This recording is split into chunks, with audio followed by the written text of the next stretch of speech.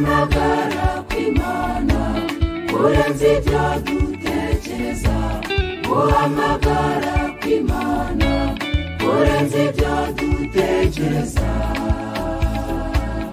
Imana yarebye Abisirayeli ibona ko baruhijwe n'umwami w'Egiputa, kuko yumva umuniho wabigiraga inda.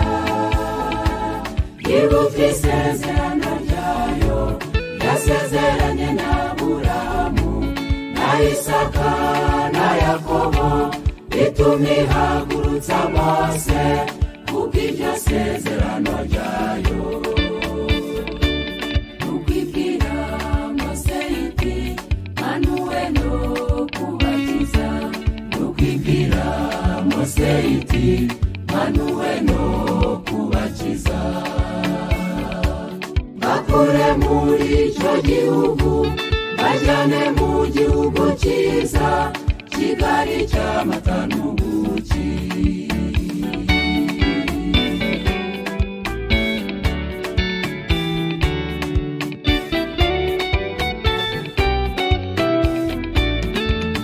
Icyo gihe Mose yaragiraga umukumbi wa sebukwe Yetiro. Icyo gihe Mose yaragiraga umukumbi wa sebukwe Yetiro.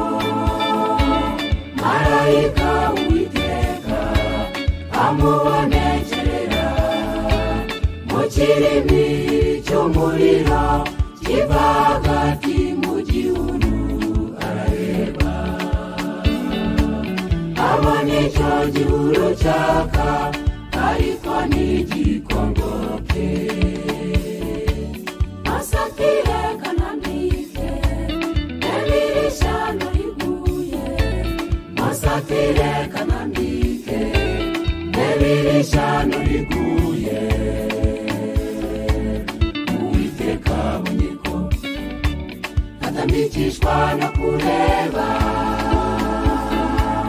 aramuhamagara ati Mose. Mose nawe ati karame,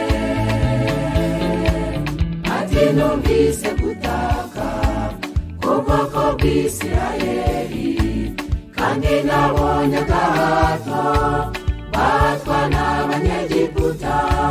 None ngwino ngutume kuri Farawo arekure ubwoko bwanjye.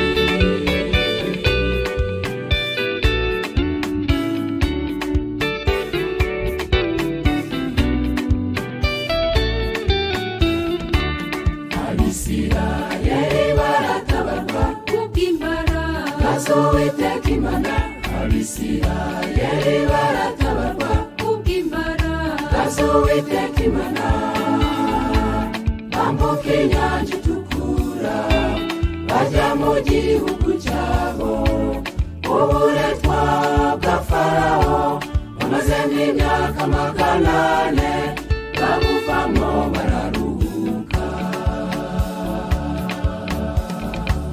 Natwe bakundwa tumenye ko imiruho yo muri iyi si, natwe bakundwa tumenye ko imiruho yo muri iyi si, kubera isezerano ry'ubugingo buhoraho. Izindi kibi cyose tukubaha Imana yacu. Iyi si twiruriramo tuzayivamo turuhuke,